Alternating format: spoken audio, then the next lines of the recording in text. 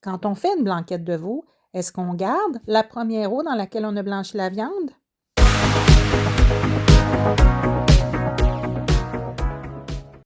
J'ai décidé de faire la blanquette de veau classique qui est dans la revue Ricardo de ce mois-ci.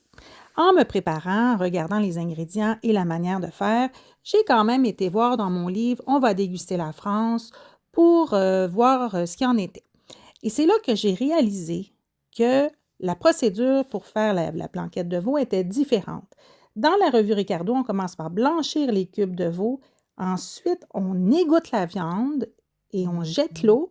Et ensuite, on repart à zéro avec de la nouvelle eau, les cubes de veau et les légumes. Tandis que dans le livre sur la cuisine française, c'est bien mentionné de bien écumer le bouillon et de l'éclaircir et tout ça, et ensuite d'ajouter les légumes, et on poursuit la cuisson. J'ai été voir ce qu'en disait le chef Michel sur sa chaîne YouTube.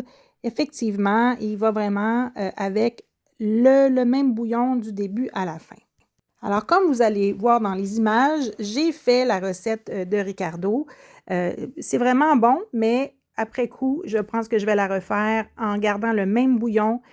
C'est probablement un bouillon qui est encore plus savoureux.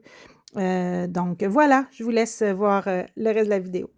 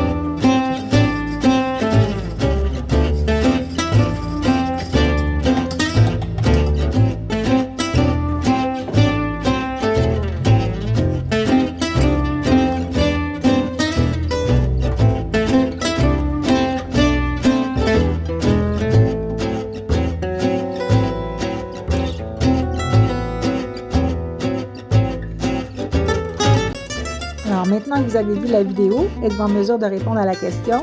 Est-ce qu'on jette l'eau qui a servi au blanchiment de la viande ou on la garde pour nous faire une belle sauce digne d'une bonne blanquette de veau?